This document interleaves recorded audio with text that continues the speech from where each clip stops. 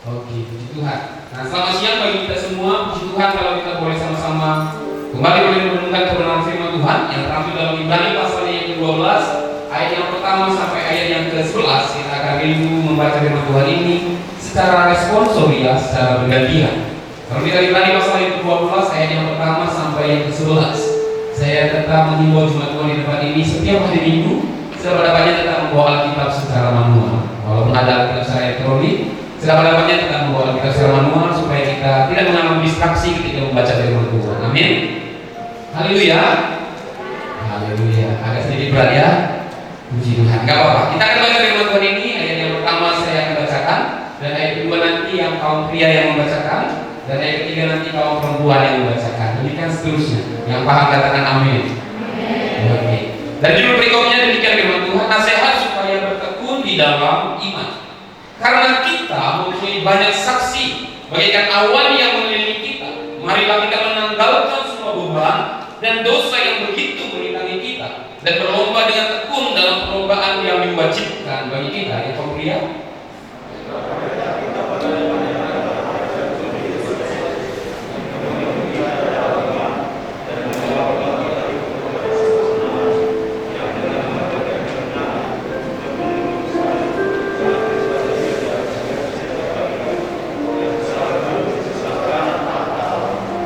Yang perempuan?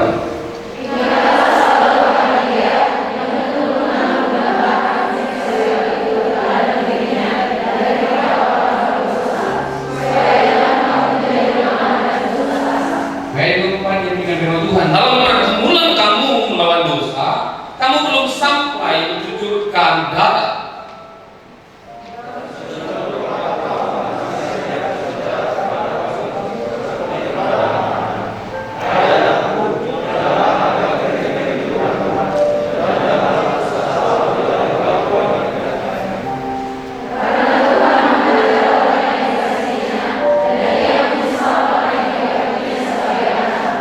Jika kamu harus menanggung ganjaran, Allah memperlakukan kamu seperti anak. Di mana terdapat anak yang tidak dihajar oleh ayahnya?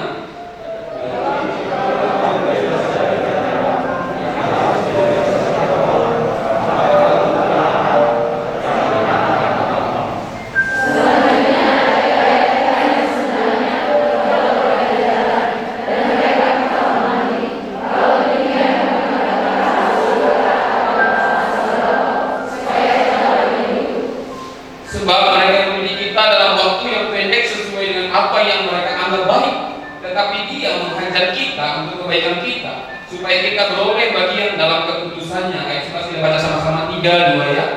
Memang tiap-tiap ganjaran pada waktu Dia diberikan tidak mendatangkan sukacita, tetapi sukacita.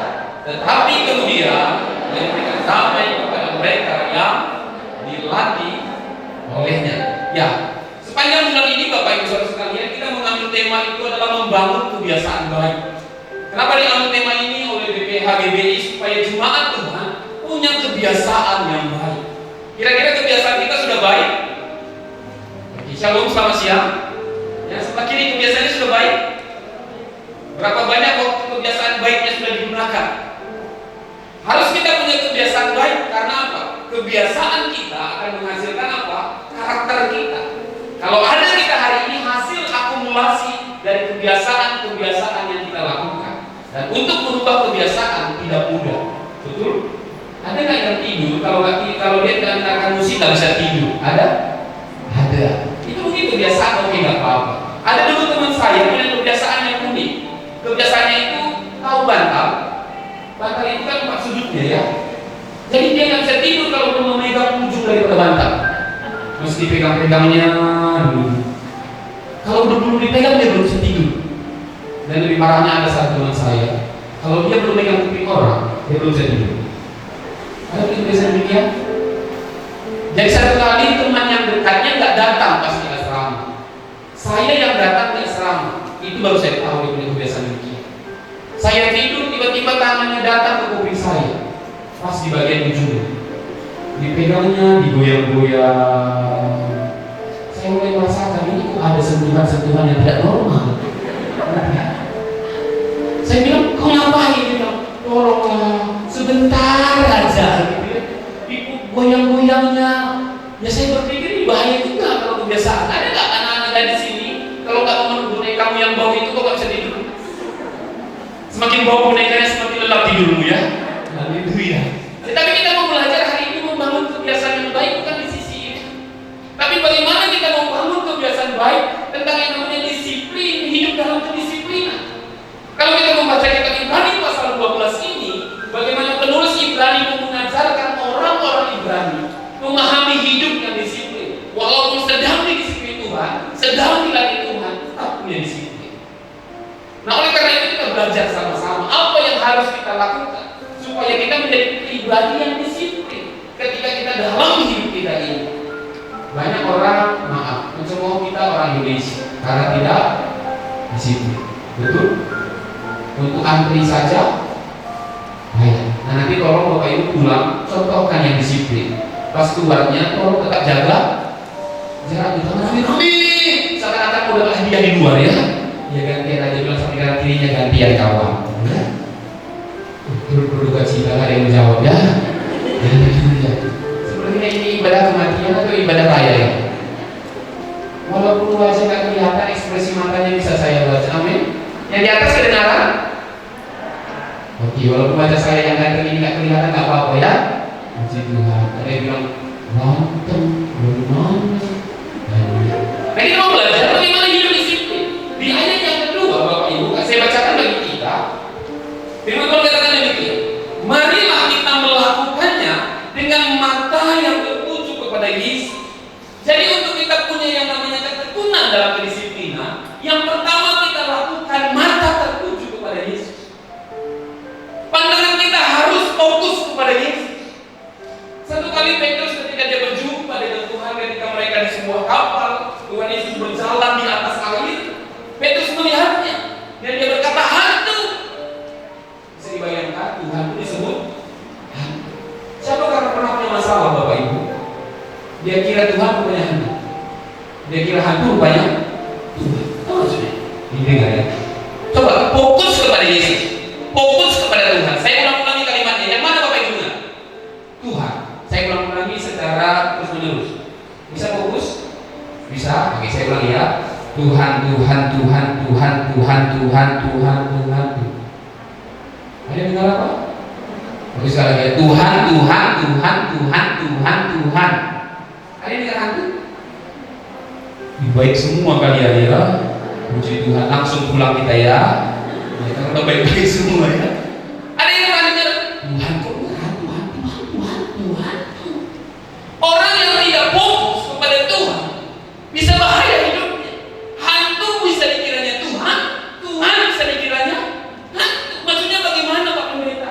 Ada orang karena punya masalah, punya pergumulan, punya tantangan hidup, dia tidak tahu solusinya. Dia cari hantu melalui dukun. Dia bilang apa? Nggak apa-apa, yang penting usaha. Mungkin ini caranya Tuhan. Walaupun dari engkau anak-anak muda yang mungkin udah 35 tahun menjomblo, tetap setia dalam Tuhan. Dan kau bilang, cinta ditolak. Haleluya. Masih ketawa tak ya bahasa itu ya? Haleluya. Sekali lagi, cinta ditolak. Doakan aja itu lagi. Cinta ditolak, dukun bertindak, dukun bertindak. Penghuni dukun masih ada di antara kita ya. Orang-orang yang dilatih Tuhan, orang-orang yang sedang menghadapi ujian iman, perlu ketekunan. Tapi waktu dia mengalami ketekunan, dia fokus kepada Tuhan.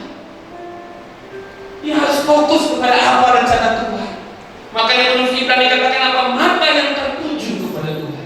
Sering sekali mata kita tidak tertuju kepada Tuhan. Mata kita tertuju kepada persoalan. Mata kita tertuju kepada pergumulan. Kita tertuju kepada perasaan kita. Waktu Petrus berjalan di atas air, beberapa langkah dia bisa berjalan. Kenapa? Karena dia tertuju kepada Tuhan.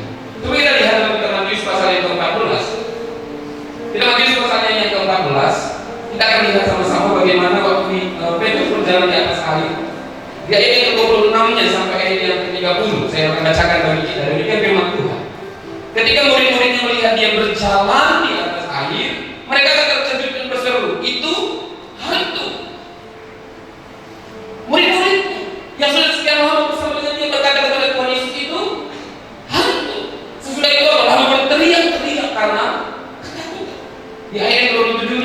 Maka Yesus berkata kepada mereka, tenanglah, aku ini, jangan takut. Lalu Petrus berseru dan menjawab dia, Tuhan, apabila engkau itu, suruhlah aku datang kepadamu dan berjalan di atas air. Apa kata Tuhan Yesus? Kata Yesus, datanglah. Maka Petrus turun dari perahu dan berjalan di atas air dan mendapatkan Yesus. Coba kita baca sama-sama ini 30-nya. 3, 2 ya. Tetapi ketika dirasanya, apa yang dirasanya? Tiupan angin. Apa yang terjadi ketika dirasa rasanya? Takutlah dia dan mulai tenggelam. Ini sangat kontradiksi. Dia bersama dengan Yesus, tapi yang dirasakannya tiupan angin. Dia di hadapan Yesus, tapi dia lebih bertanya kepada perasaannya. Siapa yang percaya Tuhan Yesus beserta dengan kita? Pertanyaannya, siapa yang lebih sering kita rasakan? Yesus yang bersama dengan kita atau kekhawatiran hidup kita? Yesus. Haleluya. Memang jemaat ibadah luar biasa dahsyat. Semuanya jawabannya Yesus. Yesus yang dirasakan adalah tiupan angin. Dia sudah sekian tahun bersama gurunya, berjalan bersama gurunya, melihat pertolongan gurunya, melihat mukjizat yang dilakukan Yesus. Tapi ketika dia berjalan melihat Yesus, mulai dirasakan tiupan angin. Tuhan tidak pernah berjanji lagi selalu biru. Tuhan tidak pernah berjanji hidup kita tidak ada tantangan. Yang Dia janjikan satu, waktu kita menghadapi tantangan, Dia ada bersama dengan ini. Pertanyaannya, yang mana nanti kita rasakan? Kita akan bisa merasakan Tuhan atau hantu? Shalom. Oke, saya mau tanya dulu anak-anak muda. Ada di antara yang takut ke kamar mandi? Berani semua ya. Puji Tuhan. Yang di atas mungkin kita ibu-ibu, yang bapak-bapak aja kita bawa ya. Anak-anak mudanya nggak punya contoh lagi sepertinya. Ada yang pernah merasa ketakutan dalam sebuah rumah, atau tiba-tiba pas dia nonton film horor, saya mau tidur, Pak, mau kayak ada setan, Pak. Ada setan. Cobalah bayangkan. Tuhan Maha Hadir. Setuju? Oke, sekali lagi kita sama-sama katakan Tuhan Maha Hadir. Setan tidak maha hadir. Pertanyaannya, kenapa kadang lebih yakin kita hadirat setan daripada hadirat Tuhan? Shalom. Ada jemaat bermerinding, harus setan ini. Bermerinding dari ukuran merinding itu adalah setan. Padahal khusus sapi-sapi bermerinding juga, kan? Kenapa seringkali kita lebih merasakan ada setan daripada Tuhan? Kita cenderung dalam dimana? Nyaman dia, kayaknya ada setan. Kalau orang bilang begini sama aku, bilang kau setannya. Udah kita tahu ada Tuhan bersama kita, ada Yesus bersama dengan kita, tapi kita lebih sering merasakan bergumulan hidup. Kita merasakan ditinggalkan, kita merasakan diabaikan oleh Tuhan. Kenapa? Karena mata kita tidak tertuju kepada Tuhan, mata kita tidak fokus kepada apa rencana Tuhan. Kita lebih fokus kepada perasaan kita, kita lebih fokus kepada apa yang kita rasakan. Kita lebih percaya kepada perasaan kita daripada percaya kepada Yesus yang di atas segala pikiran dan perasaan kita. Oleh karena itu Bapak Ibu, mari untuk kita menjadi pribadi yang disiplin dalam hidup kita, kita harus tertuju pada Tuhan. Walaupun hasilnya seperti tidak ada, tetap tertuju pada Tuhan. Amin. Ini yang harus kita alami dalam hidup. Bagaimana satu kali Daud berhadapan dengan Goliat. Saya yakin semua tahu kisahnya. Anak-anak sekolah minggu sangat senang kisah daripada Daud dengan Goliat.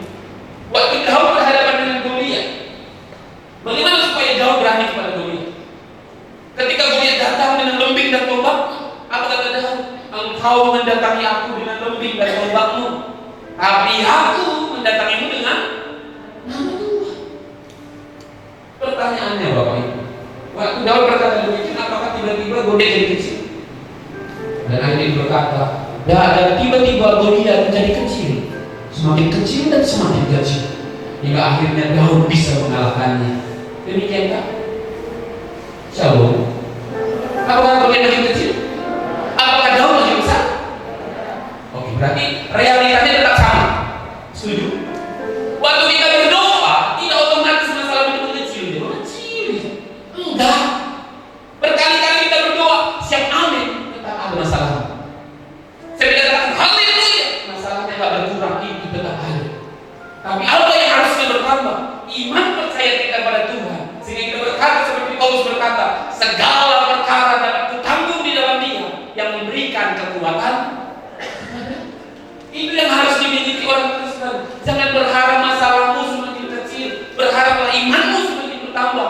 engkau menghadapi sebuah masalah. Yang setuju berikan tepuk tangan yang terbaik. Amin. Karena kita terus berpikir gimana menyelesaikan masalah, bagaimana menyelesaikan masalah, itu terus yang kita pikir. Tapi kita lupa bagaimana membesar kapasitas kita, menaikkan kapasitas kita.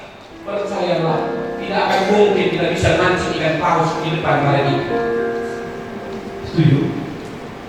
Apa jadinya tiba-tiba nanti Bapak Ibu pas keluar hari apa jumpa sama saya? Ngapain Pak Pendeta? Saya bilang mancing Bu di depan paret itu, yang ukurannya 1,5 meter kan? Mau mancing apa misalnya Pak Pendeta? Ikan paus. Apa mungkin gue bilang ini? Minggu depan pindah gereja, udah gila pendeta. Nggak mungkin kita mancing ikan paus di paret. Maksimal gue dapat ikan gobi. Nah itu kecil sekali ya. Kalau mau ikan paus kau pancing, datanglah ke tengah laut yang besar, ke tengah laut yang luas, di mana ada ombak dan badai yang besar-besar. Resikonya sebanding dengan hasilnya. Setuju? Nah, jadi kan gadis kalau kau ingin punya pacar yang datang, resikonya sebanding sama datangnya pacarmu. Kalau kau nggak ingin punya pacar yang punya resiko, carilah yang paling ditolak semua orang. Itulah resikonya. Semua satu kampung, satu kecamatan itu menolak dia, kau dekati. Percayalah aman di mana-mana pun kau. Tak ada yang lihatnya lagi. Tapi kau punya pacar ganteng, punya kepribadian bagus, mobilnya bagus, hobinya bagus, rumahnya bagus, tantangannya pun bagus. Jangankan ibu-ibu mulai dari janda-janda yang pidato semua mendekati dia. Gitu kan? Bagaimana dengan kita? Kita harus fokus kepada Tuhan. Bagaimana pun masalah kita, masa pandemi ini tuh, jangan langsung berpikir pandemi terus. Kadang kan jijik kita mendengarnya ya. Tahu sudah Bapak Ibu jijik. Ayo semangatlah. Gimana mau semangat pendeta lagi kopi? Kita harus berjuang bersama-sama. Gimana mau berjuang kan lagi kopi? Sekiranya si kopi itu ngomongin aku terus kau salahkan, aku terus kau salahkan. Kau yang malas. Tapi kita terus menyalahkan Anda, kita terus salahkan terus. Kalau corona ini sampai 50 tahun ke depan kita lagi mana? Apa kita bilang? Ya memang kan kayak gini. Kau berbahaya. Jangan sesali corona yang datang, tapi tingkatkan kapasitas iman kita, tingkatkan kualitas hidup kita, berfokuslah kepada apa rencana Tuhan atas hidup kita. Amin. Supaya kita menjadi pribadi yang disiplin, pandang kepada Sang Yesus, pandang kepada Sang Yesus. Kita harus berfokus kepada Dia. Ketika tantangan besar, kita berkata, tantangan besar, berarti hasilnya pun besar. Kalau kita melihat seorang pemain sepak bola, ini kau bilang tentang sepak bola, ada nggak punya hobi semua kalian ya?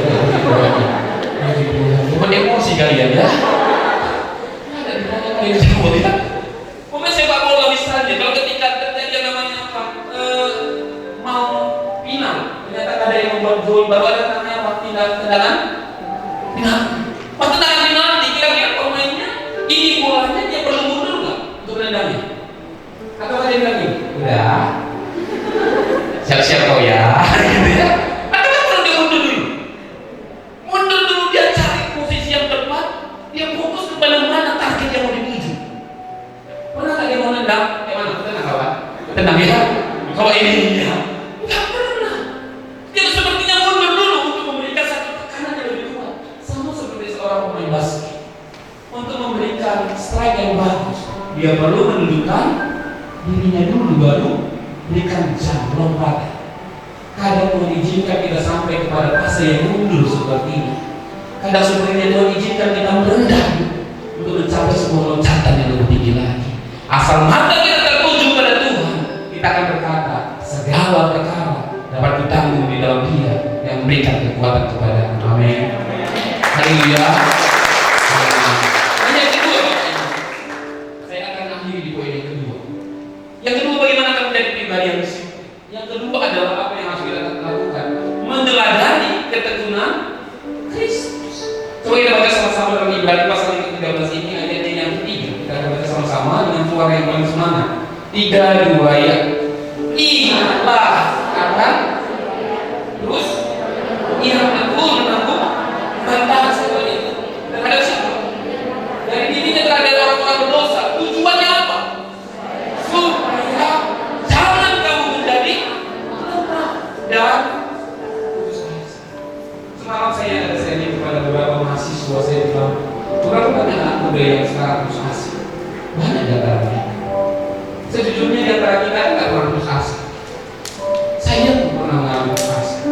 Itu terjadi pada saya waktu sekitar tahun 2005. Saya pernah putus asa tahun 2005. Kenapa saya putus asa tahun 2005? Karena saya tamat itu SMA 2005. Saya itu menjadi seorang abdi negara, menjadi seorang TNI. Kuku badanku nggak cocok. Dibuat syaratnya 165. Badanku 163. Itu pun udah ditambah dosa 1 orang. Nggak cocok itu. Saya berharap. Saya bilang sama mama, aku kuliah mak. Kata mama, opungmu miskin, aku miskin, kau miskin. Jadi mak, miskin kita. Nggak mungkin kuliah. Dan emang saya nggak kuliah 2005 sampai 2007. Saya bekerja, berkali-kali bekerja, seperti bosan gitu ya. Kerja di pabrik, mulai dari rumah ke pabrik, rumah ke pabrik. Lama-lama bau badan ini udah bau badan pabrik ya. Udah keluar di luar sebelah sama bau roti. Ya roti wangi, ini roti busuk kan. Itu bergumul kan. Saya berpikir kok gini-gini terus hidup ini ya. Bosan kali gini-gini terus. Mau tidur aja malas bangunnya. Pasti kayak gini lagi. Gak pernah mandi, sarapan, tidur. Dan itu kerja. Kembali lagi kayak gini. Itu berputus asa. Saya akhirnya menemukan panggilan Tuhan dalam hidup saya. Dengan pergumulan yang saya alami, nggak mudah. Kenapa bisa berputus asa? Karena mengingat semua kelemahan, mengingat semua penderitaan, mengingat doa-doa yang tidak dijawab sepertinya. Betul? Tapi akhirnya kita dikatakan apa? Ingatlah akan Dia. Sejujurnya yang mana yang bisa kita ingat? Doa yang sudah dijawab atau doa yang belum dijawab? Bagi saya semakin di Shalom, Bapak Ibu, Saudara sekalian, yang mana bisa kita ingat? Doa yang sudah dijawab atau doa yang belum dijawab? Enggak saya agak. Oke, tambah ada ngerti lah kita ya. Itu kategori bahasa roh tingkat dewa ya. Yang sebelah sini, mana yang sering kita hitung? Masalah atau berkat yang Tuhan beri? Memang dari wajah kalian itu bermasalah. Sial kalian jawabnya aku menjawab salah. Ya kalau di atas pengamat budiman ya. Sejujurnya kita lebih sering cenderung menghitung masalah kita. Berfokus kepada doa yang belum dijawab. Berkali-kali saya nanya kepada seseorang. Berapa waktu yang lalu saya juga pelayanan, dia bilang, aku mau mati aja Pak Pendeta. Putus asa. Kenapa putus asa saya bilang? Seperti Tuhan itu jauh daripada aku. Nggak sayang dia sama aku. Kenapa aku sakit? Kenapa mama bapak aku gak sayang sama aku? Kenapa pacarku meninggalkan aku? Kenapa mantanku ini membunuhku? Kenapa dan kenapa semuanya? Aku bilang, kenapa itu yang hidup? Sering sekali kita hidup. Kita mau hidup tentang fasilitas hidup. Bukankah sebenarnya yang paling penting adalah hidup? Amin. Mana yang lebih penting Bapak Ibu? Fasilitas hidup atau hidup? Tapi kenapa kita mau mati demi fasilitas hidup? Perlukah fasilitas hidup? Perlu. Tapi jangan mau mati demi fasilitas hidup. Yesus mati untuk hidup kita, bukan mati untuk memenuhi kebutuhan hidup kita. Jadi walaupun seluruh fasilitas hidup tidak kita dapatkan, selagi kita masih bisa hidup, itu anugerah yang besar daripada kita. Tapi sering sekali kita ingin fasilitas hidup terus. Saya berdoa supaya menjadi orang yang kaya raya, orang yang berlimpah. Tapi jangan sandarkan hidup pada kelimpahan dan kekayaan. Jangan sandarkan pada pengetahuan, karena hidup lebih penting daripada seluruh fasilitas hidup. Yang harus kita lakukan apa? Meladani Yesus. Dia menanggung penderitaan itu, dia menanggung siksaan, dia menanggung semua derita itu, sehingga waktu Jumat Agung kita mengatakan apa? Dia dolores, jalan salib. Berkali-kali Yesus berjalan jatuh, dicambuk berkali-kali. Kenapa dilakukannya? Satu tujuannya, supaya Bapak, Ibu dan saya tidak putus asa. Sampai Yesus disalib, apa kata-katanya yang terakhir? Sudah selesai. Dia sudah selesaikan di Kalvari. Dia selesaikan penderitaan kita di Kalvari. Kenapa? Supaya kita jangan putus asa akan dosa-dosa. Supaya kita jangan putus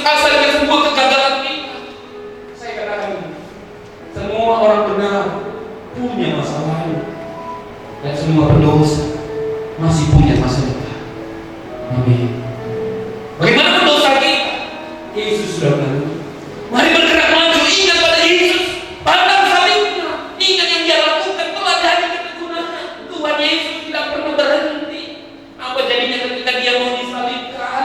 Murid-muridnya berkata, Guru, ketika kalau disalibkan bagaimana kalau suruh nanti malaikat turun? Bahkan orang-orang yang sekitar berkata, kalau kau anak Allah turun, kau dari salib. Sampai Tuhan Yesus tidak turun. Dia bilang, udah turun aku ya. Kira-kira gimana jadi doa itu? Pas mau disalib dia berkata kepada bapak-bapak, udahlah lain kali aja ya, sesi berikutnya. Sekarang nantikan aja dulu semuanya. Ya Tuhan, kenapa dia nanggung? Pilih berkata dia mengambil lupa seorang hamba dan terkurung di kulit sampai mati di sana. Kalau hari ini kita mengalami pergumulan, kalau kita mengalami tekanan, kalau kita mengalami rintangan banyak hal, pandang salib Yesus. Amin. Karena sejujurnya siapa yang kita pandang? Nantulah amang guru, bisa gak amang guru yang bantu aku ya? Pas perlu orang kita bilang, Tuhan tunjukkan wajah amang guru yang menolong aku.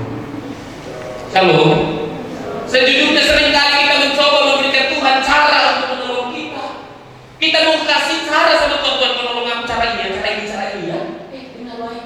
Tuhan nggak perlu cara kita untuk menolong. Yang Dia perlukan bagaimana hati kita melekat kepada Dia, bagaimana kita terus berfokus kepada Dia, bagaimana kita meneladani hidupnya dari langkah-langkah yang kita teladani hidupnya.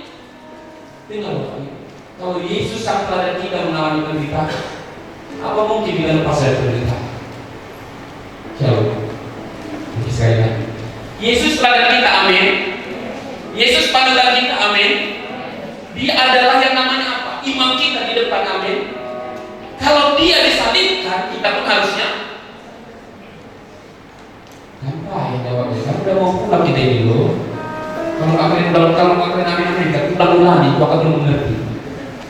Kalau ini korbannya cepat, bukannya amin. Kalau belum mengerti, ya. Kalau nggak ulang-ulangi terus nanti. Makanya pernah satu kali ada seorang anak-anak dalam sebuah retreat ditanya pendeta, anak-anak, kalau Yesus ke kanan, anak-anak berkata apa? Kita ke kanan. Bagus, tepuk tangan. Kalau Yesus ke kiri, kita ke kiri, Pak Pendeta. Bagus. Kalau Yesus berjalan terus, kita berjalan terus, Pak Pendeta. Kalau Yesus disalib, nggak ada seorang anak mereka bangun. Kemungkinan itu keluarga kami ya. Dia bilang, biarkan sendirian Dia disalib. Kita nggak usah ikut. Karena kan kita demikian ya. Kita hanya mengeladani Yesus dari berkat-Nya. Kita butuh katakan satu hal penting sebagai closing statement. Satu hal yang menandakan kita ikut Yesus adalah sangkal diri ikut saya. Amin. Itu tidak bisa dilakukan setan.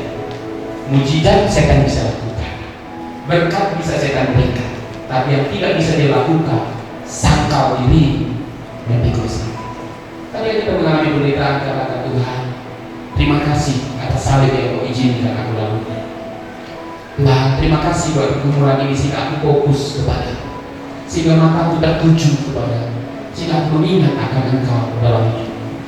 Amin. Kita berdoa. Terima kasih.